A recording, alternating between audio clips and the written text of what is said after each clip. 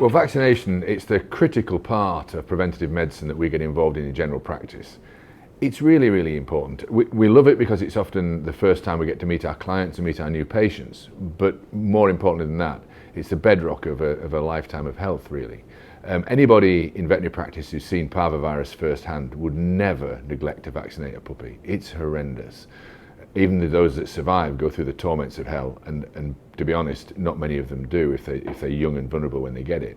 So we vaccinate at probably 8 and 10 or 11 weeks of age, maybe 8 and 12. There's a bit of flexibility, and some of that's down to local risk assessment. We tend to wait a little bit later for our second vaccines because we're in a pretty high risk area, and we want the immune system to be good and mature.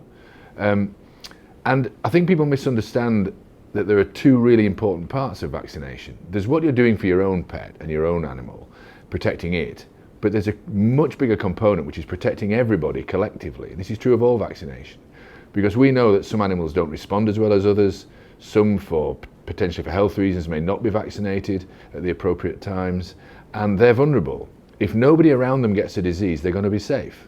So vaccination of the whole population means that those that are vulnerable within the population are protected because the disease just isn't there. We vaccinate puppies against 4 things primarily. So that's distemper, parvovirus, hepatitis, and leptospirosis.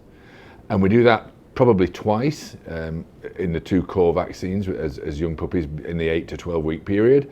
And then we, in our practice, we will then repeat those 4 core vaccines when they're about 14 or 15 months old, so that's 12 months later. But thereafter, we don't need to do that every year. And we will do the 3 main vaccines, distemper, hepatitis, and parvovirus, every 3 years in an adult dog. But we do leptospirosis every year.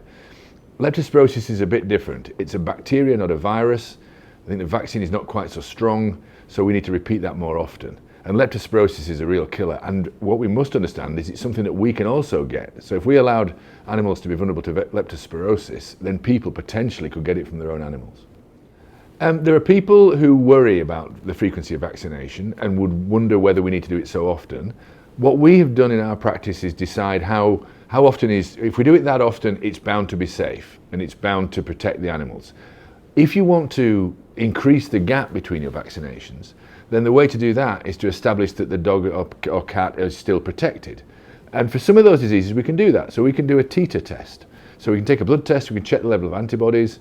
And if those antibodies are still high enough, maybe that vaccine isn't required just yet. And that's okay. I suppose one of the drawbacks is it's often as or more expensive to do the test than it is to do the vaccination. So if you're content with the safety of a vaccine, then you'll probably save money by doing vaccines at the appropriate intervals, but it doesn't have to be everything every year. We shouldn't think of a vaccination visit as being just about providing immunity. We get to do a full health assessment, and it's really critical. We spot so many problems in the early stages when we're doing a vaccination. And if we can see these things early, then we can do something about it.